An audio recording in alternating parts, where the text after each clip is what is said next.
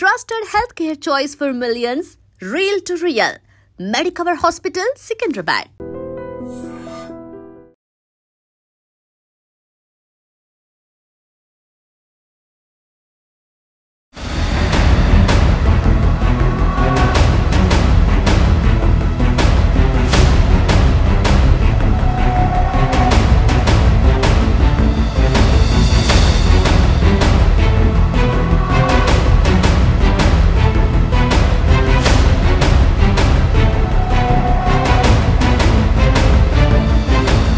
Welcome to I dream. తమిళనాడులో కరూరులో జరిగిన ఘటన ఇకపై జరగకుండా ఉండాలంటే ఏం చేయాలి? కేవలం రాజకీయ పార్టీల సభలే కాకుండా సినిమా ఫంక్షన్లు కానీ లేదా పుష్కరాలు జరిగినప్పుడు ఎక్కువ జనాలు వచ్చినప్పుడు పోలీసులు ఎటువంటి వాటికి అనుమతి ఇవ్వాలి? అదేవిధంగా సభ నిర్వహించే వాళ్ళు ఎలాంటి జాగ్రత్త తీసుకోవాలి అనే అంశాలపై మనతో మాట్లాడడానికి సిబిఐ మాజీ జేడీ వివిఎస్ లక్ష్మీనారాయణ గారు ప్రస్తుతం మనతో ఉన్నారు. ఆయన అడిగి చాలా క్లారిటీగా తెలుసుకుందాం. ఎందుకంటే ఆయన మహారాష్ట్రలో సుదీర్ఘకాలం పనిచేసినప్పుడు చాలా క్రౌడ్ మేనేజ్మెంట్ చేశారు. అదే విధంగా సిబిఐలో పనిచేసినప్పుడు చాలా కేసులు చూశారు. ప్రస్తుతం ఈ కేసులో కూడా సిబిఐ దర్యాప్తు చేయాలంటూ విజయ్ కూడా కోర్టులో వేయడం, ఒకవేళ దర్యాప్తులు ఏ విధంగా స్టార్ట్ అవుతున్న విషయాన్ని లక్ష్మీనారాయణ సార్ అడిగి తెలుసు. సార్ నమస్తే అండి. నమస్తే మురళి గారు. మీరు మహారాష్ట్ర ఉన్నప్పుడు క్రౌడ్ మేనేజ్మెంట్ మీద మీరు ఎక్కువగా ఫోకస్ చేయడం, దాని మీద ఒక ట్రైనింగ్ చేశారు.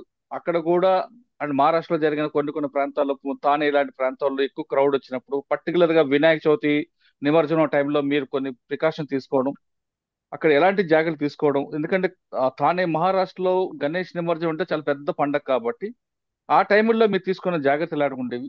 మనం కేవలం కరూరు విషయం కాకుండా ఇకపై ఇటువంటి సంఘటనలు జరగకుండా పోలీసులు ఏం చేయాలి? పోలీసుల కన్నా ముందు ఆ సభ ఎవరు నిర్వహిస్తున్నారో వాళ్ళు ఎలాంటి జాగ్రత్తలు తీసుకోవాలి? వీటితో పాటు అక్కడికి వచ్చిన క్రౌడ్ అంటే పిల్లలు కానీ తేకుండా రావాలా లేదా అనే విషయం ఒకసారి మీ అనుభవపూర్వకంగా చెప్పండి. ఎస్, ముఖ్యంగా మనం ఫస్ట్ తెలుసుకోవాల్సింది ఏంటంటే క్రౌడ్ కి మాబ్ కి తేడా ఏంటి అన్నది మనం తెలుసుకోవాలి. ఓకే. క్రౌడ్ అంటే ఒక విశిష్టమైన కారణం కోసం అక్కడ అందరూ కలుస్తారు. అవునండి. మీరు అన్నట్టు ఫర్ ఎగ్జాంపుల్ కుంభమేళా ఉంది, అవునండి. తర్వాత ఏదైనా మహాశివరాత్రి ఉంది, ఏదైనా ఒక పర్టికులర్ ఫెస్టివల్ అప్పుడు ఒక టెంపుల్లో చాలా ఎక్కువ మంది వెళ్తారు. సో ఇటువంటి పరిస్థితుల్లో వచ్చేవాళ్ళు ఏంటంటే వాళ్ళు అక్కడికి వెళ్ళి ఆ పని ఏదో ఉందో అది చూసుకుని రిటర్న్ వెళ్తారు. ఇది ప్రధానంగా వాళ్ళే. అవునండి. ఇక్కడ ఏమవుతుందంటే ఒకరితో పెద్ద సంబంధం కూడా ఉండదు. రకరకాల ప్రాంతాల నుంచి వస్తుంటారు.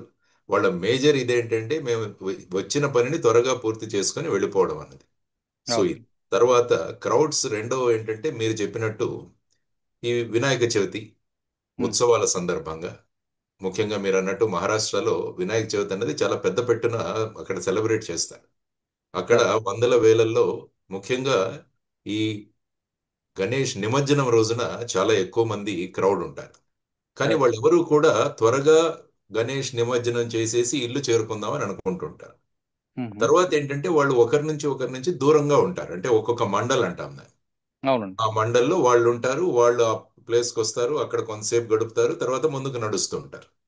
సరే. సో ఈ విధంగా మనం చూడవచ్చు. సో క్రౌడ్ ఎప్పుడు కూడా మనం కంట్రోల్ చేయాలి.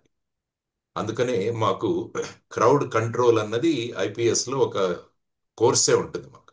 ఓహో. క్రౌడ్ కంట్రోల్ ఈవెన్ అన్ని పోలీసులో, ఈవెన్ సబ్ ఇన్స్పెక్టర్ నుంచి డిఎస్పీలు, తర్వాత మాకు కూడా క్రౌడ్ కంట్రోల్ అన్నది చాలా ముఖ్యమైన విషయం. ఇక సరే. మాబ్స్ గురించి వద్దాం. మాబ్స్ అంటే ఏంటంటే వాళ్ళు ఒక విశిష్టమైన కారణంతో, ఫర్ ఎగ్జాంపుల్ మీరు గవర్నమెంట్ కు వ్యతిరేకంగా ఈ విధంగా చర్యలు తీసుకుంటుంటారు, వాటిని మాబ్స్ అంటాం. ఫర్ ఎగ్జాంపుల్ మొన్న మీరు నేపాల్లో చూశారు. అవునండి. నేపాల్లో అక్కడ ప్రభుత్వం తీసుకున్న చర్యలకు నిరసనగా వారందరూ కూడా రాళ్లతో వీళ్లతో వచ్చి దాన్ని క్రౌడ్ అన్నారు, దాన్ని మాబ్ మాబ్. అంటారు. Yes sir. సో దాన్ని మనము మాబ్ గా గుర్తించాలి. అంటే సో వైలెన్స్ కోసం వచ్చేవాళ్ళు మాబు. వైలెన్స్ కి వచ్చేవాళ్ళు మాబ్. ఆహా. అందుకనే క్రౌడ్ కంట్రోల్, మాబ్ డిస్పర్సల్ అంటాం. వచ్చా. అంటే క్రౌడ్ ను కంట్రోల్ చేయాలి, మాబ్ను చెదరగొట్టాలి. ఉమ్. ఇది ముఖ్యంగా మాకు నేర్పిస్తుంది. అందుకనే మాబ్ డిస్పర్సల్స్ లో ఏమవుతుందంటే, మాబ్ డిస్పర్స్ లో మీకు టియర్ గ్యాస్ యూజ్ చేయడం, లాఠీ చార్జ్ యూజ్ చేయడం, అది కూడా కాకుంటే ఫైరింగ్ దాకా కూడా వెళ్ళొచ్చు. ఉమ్. క్రౌడ్ ని ఎప్పుడు కూడా మనం బల ప్రదర్శన చేయకూడదు పోలీస్కి. ఓకే. వాళ్ళని కంట్రోల్ చేయండి అని ప్రధానంగా అంటారు. ఇది ముఖ్యంగా మనం క్రౌడ్స్ కి మాబ్స్ కి ఉన్న డిఫరెన్స్ తెలుసుకోవాలి. ఓకే. ఇప్పుడు ఫర్ ఎగ్జాంపుల్ మీరు అన్నట్టు విజయ్ గారి సభ ఏదైతే ఉందో ఆ సరే. సభకు శనివారం రోజు సభ జరిగింది. తమిళ్ వెట్రి కళగం అని ఒక కొత్త పార్టీ, ఆయన టీవీకే పార్టీ స్థాపించాడు. ఓకే. దానిది ఒక మీటింగు కరూర్ అనే ప్రాంతంలో, కరూర్ పట్టణంలో పెట్టడం జరిగింది. ఉమ్, సో అక్కడ జరిగిన ఏదైతే ఈ తొక్కిసలాట ఉందో దాంట్లో సుమారుగా 40-41 మంది చనిపోయారు. ఓకే. అందులో మీరు చూస్తే వయస్సు ఉన్నవాళ్ళు, తర్వాత వచ్చేసి ముసలి వాళ్ళు, తర్వాత పిల్లలు కూడా అందులో మరణించారు. అవునండి. సో ఇలా మనం చూసుకుంటూ వెళ్తుంటే మరి ఈ కరూర్ అనాలిసిస్ మాత్రమే కాకుండా ఈ తొక్కిసలాటలు ఫారిన్ కంట్రీస్ లో కూడా జరిగాయి. ఉహు. మీరు ఒకసారి విదేశాల్లో చూస్తే అక్కడ ముఖ్యంగా ఫుట్బాల్ గ్రౌండ్స్ లో ఫుట్బాల్ మ్యాచ్ల తర్వాత జరుగుతాయి. ఓహో, అంటే బయటకు వచ్చాక. మ్యాచ్ అయిపోయిన తర్వాత ఇంకా క్రౌడ్ గానే ఉంటారు వాళ్ళు, కానీ ఆ క్రౌడ్ వెళ్ళిపోతున్నప్పుడు అది సక్రమంగా ఉండదు. ఎందుకంటే ఒకరు గెలుస్తారు, ఒకరు ఓడిపోతారు, దాంతో నినాదాలు చేసుకుంటూ వెళ్ళిపోతుంటారు, త్వరగా బయటికి వెళ్తారు. దానివల్ల అనేక ప్రాంతాల్లో మీకు ఈ డెత్స్ కూడా సంభవించాయి, ముఖ్యంగా ఫారిన్ కంట్రీస్. తర్వాత ఏంటంటే ముఖ్యంగా హజ్ యాత్రకు చాలా మంది పెడుతుంటారు. అవును. అక్కడ ఏమవుతుందంటే ఏదైనా ఒక ఇన్సిడెంట్ జరిగినప్పుడు ఈ స్టాంపీడ్స్ జరుగుతాయి. అన్నీ బాగా జరిగిపోతే ఏమీ జరగదు. మొన్న కుంభమేళాలో కూడా కొంత ప్రాంతంలో జరిగింది కొంతమంది. తర్వాత రైల్వే స్టేషన్ లో రైళ్ల కోసం వెయిట్ చేస్తూ కూడా ఒక సంఘటన జరిగింది మనకు. అవునండి. ఇక్కడ మన తర్వాత ఇక్కడ కూడా రీసెంట్ గా సినిమా దగ్గర కూడా జరిగింది దగ్గర కూడా అల్లు చూపిస్తుండే. అర్జున్ గారు అల్లు వస్తారని అర్జున్ గారిది. చెప్పేసి అక్కడ జరిగిన సందర్భంగా ఒక పిల్లవాడు ఐ థింక్ స్టిల్ ట్రీట్మెంట్ తీసుకుంటున్నాడు అనుకుంటాను.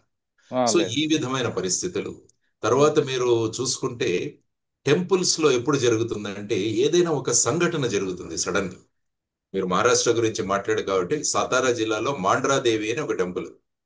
అక్కడ ఓకే. 2005 సంవత్సరం అనుకుంటాను, 2003-5 సంవత్సరంలో భక్తులు పెద్ద సంఖ్యలో వస్తారు.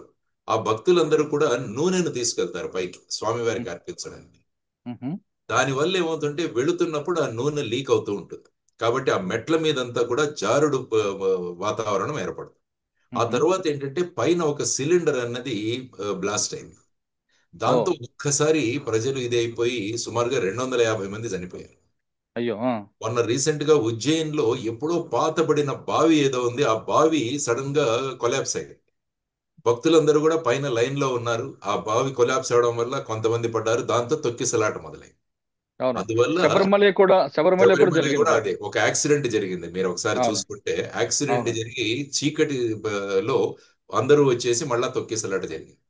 సో అవును. ఈ విధంగా ధార్మిక స్థలాలలో జరిగే తొక్కిసలాటలో సడన్ గా ఏదైనా ఇన్సిడెంట్ జరగడం వల్ల ఇది జరుగుతూ ఉంటుంది. ఓకే. తర్వాత కొన్ని క్రౌడ్స్ మాబ్స్ గా కూడా కన్వర్ట్ అవుతాయి. ఫర్ ఎగ్జాంపుల్ ఒక పర్టికులర్ విషయం మీద, for um, example collector office ముందు వాళ్ళు కూర్చొని ధర్నా చేయాలనుకున్నారు. ఉమ్, ఆ తరువాత అక్కడ ఉన్న వాతావరణం ఏమైందంటే అది మళ్ళా నినాదాలు ఇవన్నీ లేచి అది మాబుగా మారచ్చు.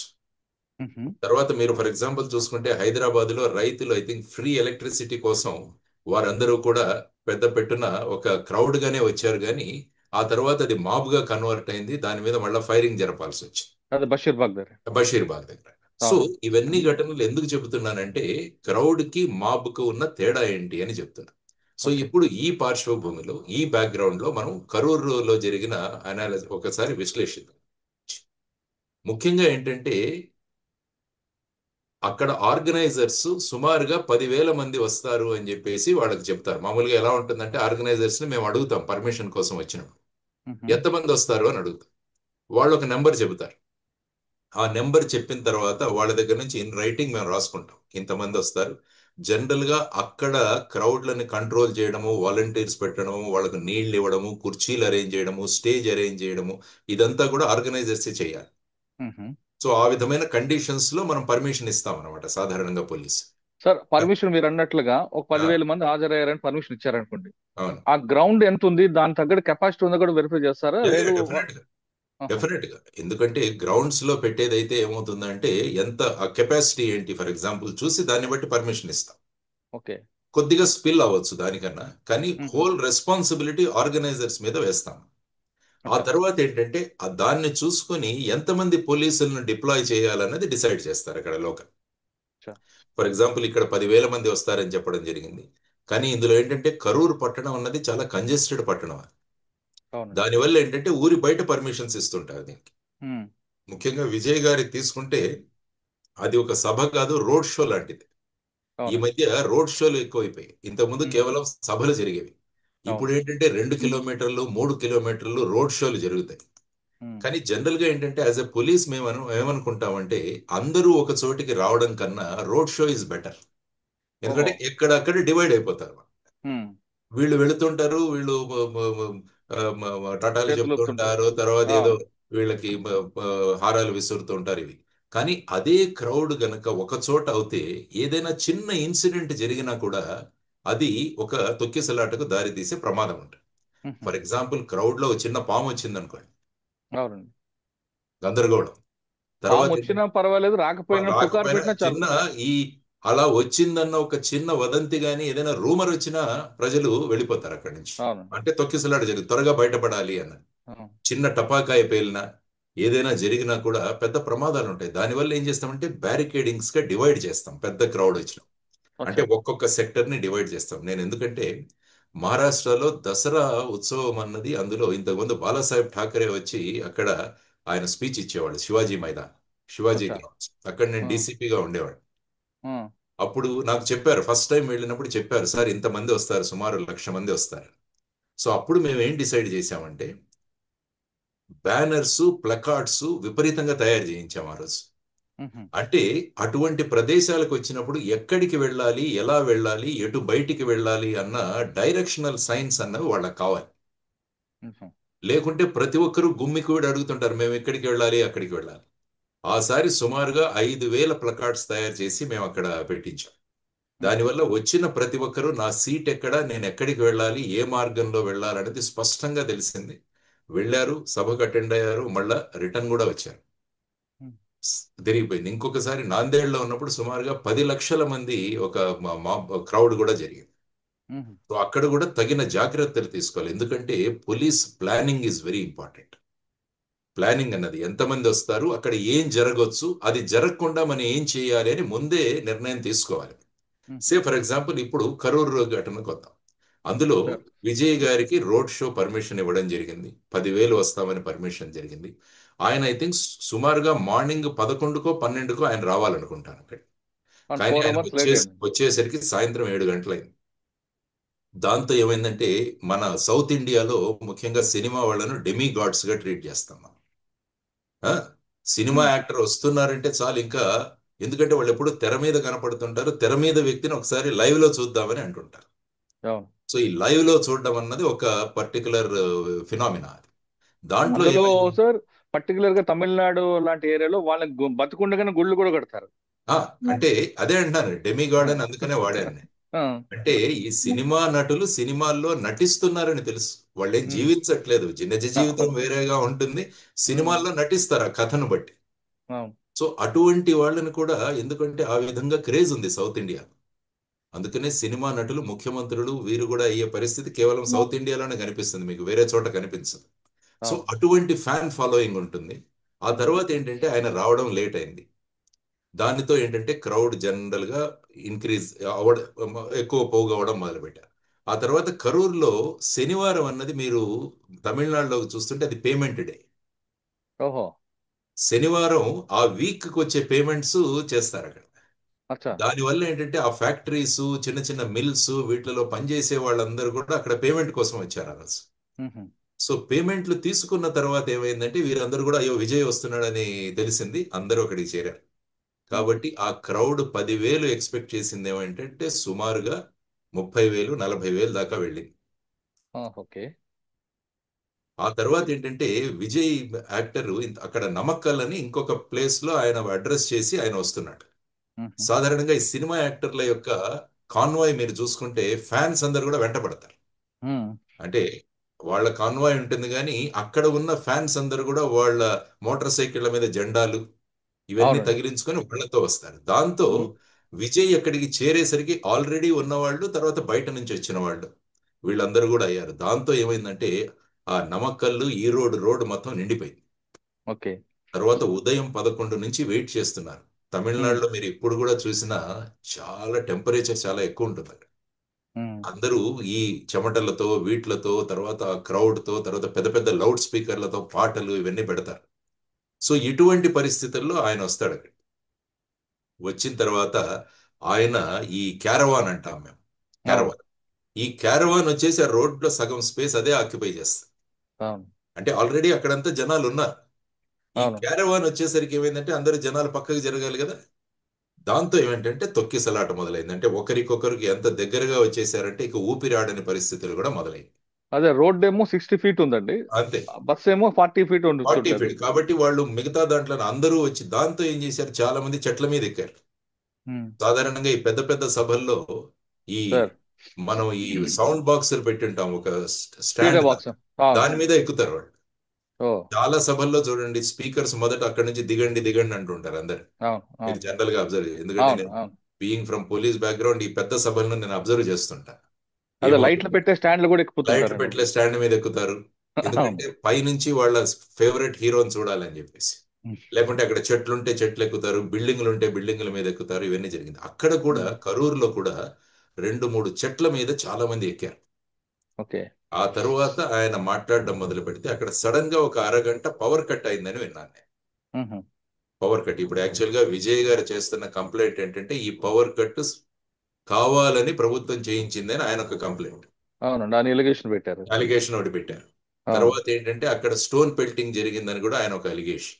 అవును. తర్వాత. తర్వాత పోలీసులు లాఠీ చార్జ్ చేశారని ఇంకొక అలిగేషన్. ఈ 3 అవును. అలిగేషన్స్ విజయ్ పెట్టారు. ఉమ్, కాబట్టి అరగంట పవర్ కట్ అవ్వడము. ఆ తర్వాత ఏంటంటే ఆ చెట్లు 2 పడ్డాయని కూడా చెప్పారు. ఎవరైతే ఈ అవును. ఫ్యాన్స్ ఎక్కారో అవునండి. అవి పడ్డాయి. తర్వాత ఏంటంటే వాటర్ బాటిల్స్ డిస్ట్రిబ్యూట్ చేయడం మొదలు పెట్టారని. ఉమ్. ఏమవుతుందంటే వాటర్ బాటిల్ నాకు వస్తుందో లేదో అన్న ఆతృతతో చాలా మంది ఈ తొక్కిసలాటకు దారితీశారు.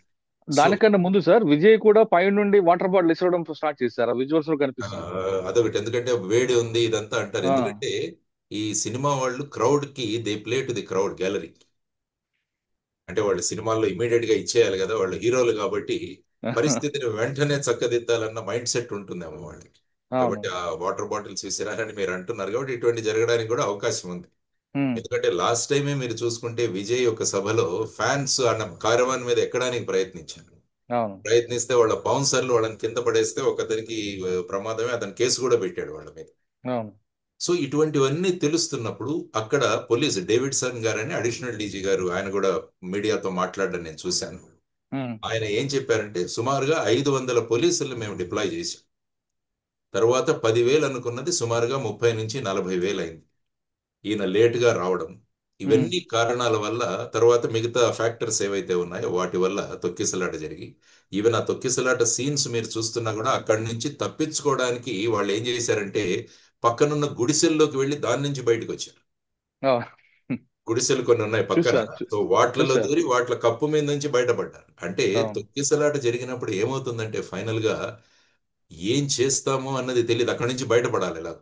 దానిలో ముఖ్యంగా ఏమైందంటే ఏజ్డ్ పర్సన్స్, పిల్లలు, మహిళలు, వీళ్ళు ప్రధానంగా అక్కడ దాంట్లో చిక్కుంటారు. ఉమ్, చిక్కుని ఆ విధమైన పరిస్థితులకు వాళ్ళకి ఏర్పడుతుంది. So okay. ఇది ప్రధానంగా మనం చూడాల్సిన అంశం. So sir. వీటన్నిటి పరిస్థితులలో ఆ, ఇది జరిగినదన్నది పేపర్లో వచ్చిన రిపోర్ట్స్ ఏదైతే ఉన్నాయో దాన్ని బట్టి జరిగిన ఇది. తర్వాత ఆయన మైక్ సిస్టమ్ ఏదైతే ఉందో అది కూడా సరిగా పనిచేయలేదన్నారు. దానివల్ల ఏంటంటే చివరిలో ఉన్న వాళ్ళకి ఆయన ఏం మాట్లాడుతుంటో వాళ్ళకు సరిగా అర్థం కాకపోవడం వల్ల వాళ్ళందరూ కూడా ఏం చేశారంటే ముందుకు వెళితే వినపడుతుంది అని చెప్పేసి వాళ్ళు కూడా ముందుకు రావడం మొదలుపెట్టారు. అవును. తర్వాత వచ్చేసి ఒక అంబులెన్స్ అక్కడి నుంచి వెళుతున్నప్పుడు ఉమ్, విజయ్ ఫ్యాన్స్ కూడా, ఎందుకంటే అంబులెన్స్ రాగానే మళ్ళా స్పేస్ ఆక్యుపై అవుతుంది, అవును. దానివల్ల మళ్ళా వాళ్ళు గొడవ పెట్టడం మొదలు పెట్టారు అన్నది మొదలైంది. కాబట్టి ఇవన్నీ ఓకే. కూడా ఏమైందని ఫైనల్ గా ఎంక్వైరీ జరిగితే అందులో మనకు తెలిసే అవకాశం ఉంది. సార్. సార్, ఐ థింక్ ఇటువంటి సతీష్. సంఘటనలు యా. ఇటువంటి సంఘటనలు మన కేవలం కరూరే కాకుండా మన కుంభమేళా జరిగింది, పుష్కరాలు జరిగింది, సుదర్శన్ థియేటర్ దగ్గర జరిగింది, గుంటూరులో చీరల పంపిణీ, అంటే ఎక్కడైతే మీరు అంటే క్రౌడ్ వస్తారో అక్కడ ఇటువంటి సంఘటనలు జరుగుతుంటాయి. ఇటువంటి సంఘటనలు మనకు చాలా ఎగ్జాంపుల్స్ వస్తున్నా పోలీస్ ఆఫీసర్లు ఎలాంటి దానికి పర్మిషన్ తీయాలి, అదేవిధంగా ఆర్గనైజర్ ఎలాంటి జాగ్రత్త తీసుకోవాలి, నెంబర్ 3 పబ్లిక్ కూడా వాళ్ళ రెస్పాన్సిబిలిటీ కూడా ఉంది. చిన్న పిల్లలు తీసుకురావడం ఇటువంటి విషయాల్లో వాళ్ళు చనిపోవడం అనేది ఒక బాధాకర విషయం. ఈ ముగ్గురు ఏం చేయాలంటారు ఇకపై ఇటువంటి జరగకుండా ఉండాలంటే? ఇప్పుడు ఎలా అవుతుందో, ఫర్ ఎగ్జాంపుల్ పోలీస్ పర్మిషన్ ఇవ్వలేదు అనుకుందాం, అవును. వెంటనే దాన్ని పొలిటికల్ దీంట్లో మార్చేస్తారు. మార్చేస్తారు. టీవీకి కొత్త పార్టీ వచ్చింది కాబట్టి పర్మిషన్ ఇవ్వట్లేదు, వాళ్ళు డిఎంకే పార్టీలకు పర్మిషన్లు ఇస్తున్నారు కాబట్టి ఇది ఉమ్, కక్ష సాధింపు చర్య అంటారు. అవునండి. ఎందుకంటే రాజ్యాంగం ప్రకారం పీస్ఫుల్ గా ఎక్కడైనా సమావేశం అవడానికి ప్రతి పౌరుడికి హక్కు ఉంది.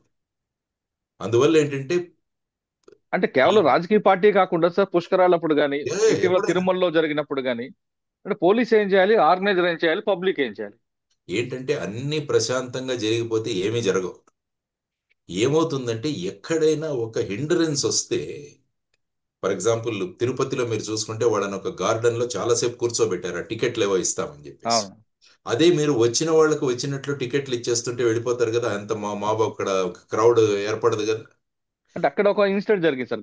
గేట్ ఒకటి కాకుండా కంపార్ట్మెంట్ సిస్టమ్ పెట్టకుండా యా. ఒకేసారి విడిచిపెట్టడం, ఆ వాక్ టైం అనేది తక్కువ అవడంతో అక్కడ అది జరిగింది. అంటే మీరు అన్నట్లుగా ఒక్కొక్క ఇన్సిడెంట్ కి ఒక్కొక్క రీజన్ కనిపిస్తుంటది. కానీ నేను అడుగుతుంది ఏంటంటే సార్, ఇకపై జరగకుండా ఉండాలంటే ఎవరు ప్రాణం ప్రాణమేది, పోలీస్ ఏం చేయాలి, ఆర్గనైజర్ ఏం చేయాలి, ఎస్. పబ్లిక్ ఏం చేయాలి? పోలీసులు ముఖ్యంగా ఏం చేయాలంటే అక్కడ ఏ విధమైన ప్రమాదం జరుగుతుందని ముందే అంచనా వేయాలి. రైట్, ఇది కరెక్ట్ సార్. ఇది ఏమవుతుంది అని అవును. ఇవన్నీ కూడా అంచనా వేసుకోవచ్చు, ఎందుకంటే మనకు అనేక సంవత్సరాల అనుభవం ఉంది కాబట్టి. ఇంతకు ముందు జరిగిన ఇన్సిడెంట్ లో జరిగిన ఇన్సిడెంట్స్ ఇవన్నీ తీసుకొని ఏం చేయాలంటే ఇవన్నీ కూడా ఈ హోంవర్క్ అన్నది జరగాలి. రొటీన్ గా ఇచ్చేసాం అనుకోండి, అప్పుడు పెద్దగా ఇక్కడ 500 మందిని పంపించేసేయండి అంటాడు. 500 మంది పంపించిన తర్వాత వాళ్ళు ఏం చేయాలి, తర్వాత ఆర్గనైజర్స్ మీద ఎంత రెస్పాన్సిబిలిటీ ఉంటుంది అంటే పోలీసులు ఇచ్చిన ఇన్స్ట్రక్షన్స్ ఏవైతే ఉన్నాయో వాటిని వాళ్ళు ఫాలో అవ్వాలి. ఓకే. ఫర్ ఎగ్జాంపుల్ మీరు బ్యారికేడ్స్ పెట్టండి, లేకుంటే వాటర్ సప్లై ఇక్కడ పెట్టండి, లేకుంటే మైక్ సిస్టమ్ ఇలా పెట్టండి. ఒక్కొక్కసారి ఏమవుతుందంటే పవర్ ఫెయిల్యూర్ వల్ల కూడా ఇది జరుగుతుంది, కాబట్టి జనరేటర్ సిస్టమ్ ఒకటి పెట్టండి. ఇవన్నీ కూడా ఇన్స్ట్రక్షన్స్ లో ఉంటాయి. అందువల్ల ఆర్గనైజర్స్ ఏంటంటే ఫైనల్ గా వాళ్ళ చేతులు ఎత్తేస్తారు, ఇంకా మేమేమి ఇంత క్రౌడ్ వచ్చింది మేమేం కంట్రోల్ చేయలేము. అందుకని ఇప్పుడు ఏమైంది, ఫైనల్ గా కేసు వచ్చేసి ఆర్గనైజర్స్ మీదే బుక్ అయింది అక్కడ. అవునండి. ఎందుకంటే 105 అని కూడా. ఆర్గనైజర్ ఒక నిర్లక్ష్యత వల్ల ఇది జరిగింది అని చెప్పేసి. అవును. తర్వాత మీరు అన్నట్టు ప్రజలు ఏం చేయాలి అని చెప్పాను కదా. ప్రజలు ప్రజలు రాజకీయ నాయకుల పార్టీలు ఏవైనా ప్రోగ్రాంలు ఏవైనా ఉంటే వాళ్ళని తరలిస్తారు బస్సుల్లోనూ ట్రక్కుల్లోనూ డబ్బులు ఇచ్చి. అవును. ఎందుకంటే వీళ్ళ మొహాలు చూడడానికి మళ్ళా వీళ్ళకి డబ్బులు ఇస్తే తప్ప రారు, ఎందుకంటే ఇవి చూసిన మొహాలే కాబట్టి. అవును. కాబట్టి కొత్త మొహం ఏదైనా వస్తుంది, అది కూడా ఫిలిం బ్యాక్గ్రౌండ్ తో ఉన్న వ్యక్తి అనేసరికి ఏమవుతుందంటే పోలీసులకు ఈ యాంటెన్నా వెలగాలి. అంటే అక్కడ ప్రజలు డబ్బులు ఇచ్చి తీసుకురావాల్సిన అవసరమే ఉండదు వాళ్ళకి. అందుకని చాలా ప్రోగ్రాంలో ఈ సినిమా వాళ్ళని కూడా ఇన్వైట్ చేస్తుంటారు, అవును. అంటే వాళ్ళ కోసం వస్తారని చెప్పేసి. సో అది అంచనా వేసుకుంటూ మనం ఎంతమంది రావచ్చు సుమారుగా అన్నది కూడా అంచనా వేయాలి. దీన్నే ఇంటెలిజెన్స్ అంటారు. క్రౌడ్ ఇంటెలిజెన్స్ కూడా పోలీసులు ముందే పికప్ చేసుకోవాలి. కానీ పబ్లిక్ ఏంటంటే వాళ్ళని నియంత్రించడం కూడా చాలా కష్టం. ఫర్ ఎగ్జాంపుల్ శనివారం ఈ పర్మిషన్ అడిగారు కాబట్టి శనివారం పేమెంట్స్ డే ఉంటుంది కాబట్టి క్రౌడ్ ఎక్కువగా వచ్చే అవకాశం ఉందని పోలీస్ డినై చేయొచ్చు. మీరు శనివారం కాదు ఇంకొక రోజు పెట్టుకోండి. ఓకే. ఎందుకంటే మామూలు రోజు పెడితే ఏముందంటే ప్రతి ఒక్కరు వాళ్ళ వాళ్ళ ఈ ఫ్యాక్టరీస్ లో వీటిలలో బిజీగా ఉంటారు. అవును. ఇది పేమెంట్ డే హాలిడే అవడం వల్ల అందరూ అక్కడికి వచ్చారు. ఇవన్నీ కూడా ఏంటంటే ముందు మనం అనలైజ్ చేసుకోవాలి. ఓ. తర్వాత ప్రజలు కూడా జాగ్రత్త వహించాలి, ఎందుకంటే ఇన్ని సంఘటనలు జరుగుతున్నాయి కదా. మనం కానీ ఎలా ఉంటుందంటే హ్యూమన్ సైకాలజీ ఎలా ఉంటుందంటే మనకు తప్ప మిగతా వాళ్ళకు జరుగుతుంది అన్నది హ్యూమన్ సైకాలజీ. అందుకనే మీరు యక్ష ప్రశ్నల్లో చూసుకున్నా కూడా యక్షుడు అడుగుతాడు ధర్మరాజు, నీకు అతి ఆశ్చర్యం కలిగించే విషయం ఏంటంటే మనిషికి తెలుసు తను చనిపోతాడని, కానీ తను కాదు పక్కవాడే చనిపోతాడని అనుకుంటాడని అంటాడు. సో ఇది జనరల్ గా హ్యూమన్ సైకాలజీ. సో ఇది అవ్వదు అన్న కాన్సెప్ట్ తో వస్తారు. తర్వాత ఈ ఫిలిం వాళ్ళు ఉన్నారు కాబట్టి వాళ్ళని చూడాలన్న ఒక తపనతో వస్తారు. సో ఈ ఫ్యాక్టర్స్ అన్ని అనలైజ్ చేసుకొని హోంవర్క్ బాగా జరగాలి, పోలీస్ హోంవర్క్ బాగా జరగాలి. తర్వాత స్ట్రిక్ట్ గా నిర్ణయం తీసుకోవాలి. ఫర్ ఎగ్జాంపుల్ మీరు రూలింగ్ పార్టీకి అక్కడే పర్మిషన్ ఇచ్చి అపోజిషన్ పార్టీలకు అక్కడ ఇవ్వకుంటే ఏమవుతుందంటే మళ్ళీ ఇటు lead to political controversy. Okay. So already మేమేం చేసేవాళ్ళం అంటే మహారాష్ట్రలో కొన్ని ప్లేసెస్ ను ఆల్రెడీ ఐడెంటిఫై చేసేవాళ్ళం. ఓహో. ఇక్కడ మాత్రమే ఇస్తాం పర్మిషన్, మిగతా చోట్ల ఇవ్వం. మేబీ రాజకీయ పార్టీ కావచ్చు, లేకుంటే ఏదైనా ఫంక్షన్ కావచ్చు. సో ఆ విధంగా స్ట్రిక్ట్ గా ఇంప్లిమెంట్ చేయడం అన్నది చాలా ఇంపార్టెంట్ అయిన విషయం. సో ఒకరికి ఒక రకంగా ఇంకొకరికి ఇప్పుడు చూస్తే ఈ పళనిస్వామి గారు కూడా అదే మాట్లాడుతున్నారు. అవును. మాకు ఈ విధంగా అదే డిఎంకే అయితే 1000 మంది పోలీసులను పెట్టేవాళ్ళు అక్కడ. ఎందుకంటే అంతమంది వచ్చిన తర్వాత పోలీసు కూడా పెద్ద చేసేది ఏమీ ఉండదు. జనరల్ గా పోలీస్ కూడా ఏం చేయాలంటే ఒక కమాండింగ్ పొజిషన్ లో ఉండాలి పోలీస్ కంట్రోల్ చేయడానికి. ఇప్పుడు ఏమవుతుందంటే ఆ క్రౌడ్ లో మనం కూడా కలిసిపోతే ఏమవుతుంది, ఎవరి మాట వినరు. అందుకని ఏంటంటే వాచ్ టవర్స్ అన్నది ఏర్పాటు చేస్తాం మేము మహారాష్ట్ర. అంటే ఒక వాచ్ టవర్స్ పెట్టి అందులో పైన పోలీసులు కింద చూస్తుంటారు ఏం జరుగుతుందో, బైనాక్యులర్స్ కానీ డ్రోన్ కానీ. తర్వాత చిన్న కమాండ్ సెంటర్ ఒకటి ఏర్పాటు చేస్తాం. అంటే క్రౌడ్ ని స్టడీ చేయడానికి ఎక్కడైనా డిస్టర్బెన్స్ జరుగుతుందా, ఎవరైనా ఉమ్, యాంటీ సోషల్ ఎలిమెంట్స్, ఎందుకంటే యాంటీ సోషల్ ఎలిమెంట్స్ కూడా ఇందులో పోతాయి. వాడు చైన్ స్నాచింగ్లు, పిక్ పాకెటింగ్స్, ఇవి కూడా అవును. చాలా మంది వాళ్ళు దూరుతారు అందులో. సో ఇవన్నీ కూడా మనం క్యాటర్ చేసుకొని ఆ పర్మిషన్స్ అన్నది ఇవ్వాల్సిన అవసరం అంట. కాబట్టి ఇది ఓకే. చాలా దురదృష్టకరమైన సంఘటన ఏదైతే జరిగిందో. ప్రతి స్టాంపీడు అలాంటి సంఘటన. ఎందుకంటే వాళ్ళకి ఏ విధమైన ఇంటెన్షన్ లేని వాళ్ళు జస్ట్ పార్టిసిపేట్ చేద్దామన్న వచ్చిన వాళ్ళు ప్రాణాలు పోవడం అంటే అది చాలా సీరియస్ గా మనం అంతా తీసుకోవాలి. సో ఇది పోలీసుల ప్లానింగ్, తర్వాత organisers responsibility and public role అని నేను అనుకుంటాను, మురళి గారు. ఓకే సార్, కరూరులో జరిగిన ఘటనపై ఇందాక విజయ్ చెప్తున్నట్లుగా ఉమ్, ఇందులో కాన్స్పరెన్సీ ఉంది, పోలీసే కావాలని ఉమ్, చేశారు అని కోర్టులో పిటిషన్ ఇస్తారు. అవును. ఒకవేళ కోర్టు, మదురై కోర్టు సిబిఐ గాని ఇస్తే సిబిఐ ఏ విధంగా వస్తుంది? కాన్స్పరెన్సీ దీంట్లో వస్తారా, లేదా యాక్సిడెంట్ దీంట్లో ఆ కోణంలో చూస్తారా? జనరల్ గా ఏమవుతుందంటే ఐ థింక్ స్టాలిన్ గారు ఆల్రెడీ ఒక జ్యుడిషియల్ ఎంక్వైరీ జరిపించాలని నిర్ణయం తీసుకున్నారని నేను విన్నాను. Retired judge. రిటైర్డ్ జడ్జితో చేయించాలని చెప్పి విన్నాను. అవును. కాబట్టి అవును. ఆల్రెడీ ఒక రిటైర్డ్ జడ్జితో చేయిస్తున్నారు కాబట్టి మదురై హైకోర్టు ఈ పిటిషన్ ని ఎంతవరకు తీసుకుంటున్నది అన్నది I have my own doubts. Okay రేపు సార్. ఫర్ ఎగ్జాంపుల్ సిబిఐకి ఇన్వెస్టిగేట్ చేయమన్నా కూడా సిబిఐ ఈ కంప్లైంట్ ను యాజ్ ఇట్ ఈజ్ ఎఫ్ఐఆర్ గా కన్వర్ట్ చేస్తుంది. ఓహో. ఎఫ్ఐఆర్ లో ఉన్నవి నిజమా లేదా అన్నది తరువాత విషయం. ఉమ్, ఎఫ్ఐఆర్ వచ్చిన తర్వాత అందులో అసత్యాలు ఉన్నా కూడా రిజిస్టర్ చేయాల్సిన బాధ్యత పోలీసు. అచ్చా. ఇదే లలిత కుమారి వర్సెస్ స్టేట్ ఆఫ్ యూపీలో సుప్రీంకోర్టు చెప్పిన నిర్ణయం. ఆహా. అది నిజమా కాదా అన్నది తర్వాత ఇన్వెస్టిగేషన్ లో తెలుసాం. కానీ ఎఫ్ఐఆర్ లో కాగ్నిజబుల్ అఫెన్స్ గురించి మీకు కంప్లైంట్ వస్తే you have to register, there is no other go for you. అచ్చా. సో ఇప్పుడు విజయ్ గారి కంప్లైంట్ మీద గనక సిబిఐకి ఆర్డర్ చేస్తే విజయ్ గారి కంప్లైంటే ఎఫ్ఐఆర్ అవుతుంది. ఓ. ఆ తర్వాత అంటే ఇన్వెస్టిగేషన్ జరుగుతుంది. అంటే కాన్స్పిరసీ థియరీ మీరు ఏదైతే అన్నారో అదే అదే. దాని మీద ఇన్వెస్టిగేషన్ జరుగుతుంది. ఓకే సో అది సార్, ఇంకో యా. ఫైనల్ క్వశ్చన్ అండి. ఇదే విధంగా సుదర్శన్ థియేటర్ దగ్గర ఇష్యూ జరిగినప్పుడు అల్లు అర్జున్ మీద A1 గా పెట్టి కేసు రిజిస్టర్ చేశారు, అరెస్ట్ చేశారు. ఇప్పుడు ఇక్కడ ఆర్గనైజర్ పెట్టారు, కానీ ఆర్గనైజర్ వచ్చింది ఎవరి ద్వారా వచ్చారంటే ఇవాళ విజయ్ ద్వారా వచ్చారు. కాబట్టి ఇందులో కూడా విజయ్ని పెడతారా, లేదు పొలిటికల్ గేమ్ ఏమైనా ఆడే అవకాశం ఉందంటారు? అంటే ఇప్పుడు ఏంటంటే విజయ్ని అరెస్ట్ చేయాలని చెప్పేసి మొత్తం కరూర్ నగరంలో మొత్తం పోస్టర్లు ఈ రోజు పెట్టారని చెప్పి నేను విన్నాను. అవునండి. మా అబ్బాయి తమిళనాడులో పనిచేస్తాడు కాబట్టి నేను అక్కడి నుంచి విషయాలు తెలుసుకుంటుంటా. ఆ, సో పోస్టర్లు అన్నీ వచ్చాయి. అవును. ఎందుకంటే ఇది ఏమవుతుందంటే ఎవరికి ఇంటెన్షన్ లేదు ఈ విధంగా చేయాలని. అవును. So it is a rash and negligent act. 304A ఒకప్పుడు. 304A ఒకప్పుడు, ఇప్పుడు ఇప్పుడు బిఎన్ఎస్ లో మారింది. 105 ఇది ఎన్నట్లుందండి. 105 అయింది. తర్వాత ఏంటంటే ఇంకోటి culpable homicide not amounting to murder అని ఇంకోటి ఉంది, అవును. 304. 304. అంటే ఏంటంటే ఇటువంటి పరిస్థితులు జరిగితే మనుషులు చనిపోతారని తెలిసినా కూడా వాళ్ళు చేశారు కాబట్టి వాళ్ళకు మర్డర్ చేయాలన్న అభిప్రాయం లేదు. కానీ ఇది జరిగిందని అటువంటి కేసులు కూడా పెట్టే అవకాశం ఉంది. ఓకే. సాధారణంగా కోర్టులు వాటిని యాక్సెప్ట్ చేయదు. సో జనరల్ గా ఇది ర్యాష్ అండ్ నెగ్లిజెంట్ యాక్ట్ కిందే వస్తుంది. సో ఆ విధంగా కేసు పెట్టి చేసేది ఉంది. కాబట్టి విజయ్ పాత్ర ఏంటి అన్నది కూడా చూడాలి. అచ్చా. అంటే ఇందులో ఇంటెన్షన్ ఏమీ ఉండదు. ఫర్ ఎగ్జాంపుల్ అవును. యాక్సిడెంట్ జరిగింది అనుకోండి రోడ్డు మీద, డ్రైవర్ కావాలని యాక్సిడెంట్ చేయాలనుకోడు కదా, అవునండి. జరిగిపోయింది. కాబట్టి ఇట్స్ ఎ అవును. Rash and negligent act. అవును. ఇది కూడా అలాంటిది. కాబట్టి ఆ విధంగా మేబీ అక్కడ డిపెండింగ్ ఆన్ దిస్ థింగ్ అక్కడ ఉన్న పరిస్థితుల్లో ర్యాష్ అండ్ నెగ్లిజెంట్ యాక్ట్ లో ఈయన కూడా లేట్ గా రావడము, ఇవన్నీ కూడా మీరు అన్నట్టు ఆ బాటిల్స్ విసరములు, ఇవన్నీ కూడా ఆ విజువల్ ఎవిడెన్స్ ఏదైనా ప్రూవ్ అవుతే ఆయన మీద కూడా కేసు ఎక్స్టెండ్ అయ్యే అవకాశం ఉంది. There is a possibility. Okay sir, final గా చెప్పండి, ఇకపై జరగకుండాలంటే పోలీసు రోల్ ఒకటే ఉందంటారా, ఆర్గనైజర్ రోల్ కూడా ఉందంటారా? సమిష్టిగా పోలీసులు మరియు ఆర్గనైజర్స్ అన్నవి చేయాలి. అందువల్ల ఏం చేసేవాళ్ళు అంటే ఎలక్షన్ టైంలో మేము అందరి పొలిటికల్ పార్టీస్ ను పిలిచి ఓన్లీ ఈ ప్రాంతాల్లో మాత్రమే మీరు మీటింగులు పెట్టాలని ముందే డిసైడ్ చేసేవాళ్ళు. ఓహో. ఆల్రెడీ వాళ్ళకి డైరెక్షన్స్ ఇష్యూ చేయవాళ్ళం. ఆ తరువాత ఏదైనా ప్లేస్ లో పెట్టామంటే ఇంక్లూడింగ్ చీఫ్ మినిస్టర్ వచ్చినా కూడా we never use to give permissions. అంటే రూల్ ఆఫ్ లా ఒకరి అందరికి ఒకటే. అందరికీ ఒకటే వాడాలి మరి. లేకుంటే అపోజిషన్ ఏమవుతుందంటే పార్టీ ఒకటి లేదు. లేదు, లేకుంటే ఏముందంటే మీకు వాళ్ళకి ఇచ్చారు కదా అని చెప్పి నెక్స్ట్ టైం పర్మిషన్ తీసుకోకుండానే అక్కడ పెట్టే అవకాశం ఉంది. మళ్ళీ దాన్ని చూపిస్తారు మీరు ఇంతకుముందు ఇచ్చారు కదా. అదొక సో ఇష్యూ. ఫైనల్ గా ఏది జరిగినా కూడా ఫైనల్ గా పోలీసుల మీద పడుతుంది ఏదైనా కూడా. అవునండి. కాబట్టి పోలీసులు ఇటువంటి సంఘటనలు జరగకుండా ముందే హోంవర్క్ చేసి ఏ విధంగా చేయాలి అని ఆర్గనైజర్స్ ను కాన్ఫిడెన్స్ లోకి తీసుకొని, ఆర్గనైజర్స్ కూడా మేము జనరల్ గా ఏం చేసామంటే ఆర్గనైజర్స్ వాలంటీర్స్ అందరికీ ఒక డ్రెస్ పెట్టండి అనేవాళ్ళు. అచ్చా. ఎందుకంటే ఆ క్రౌడ్ లో తెలియదు కదా. అవును.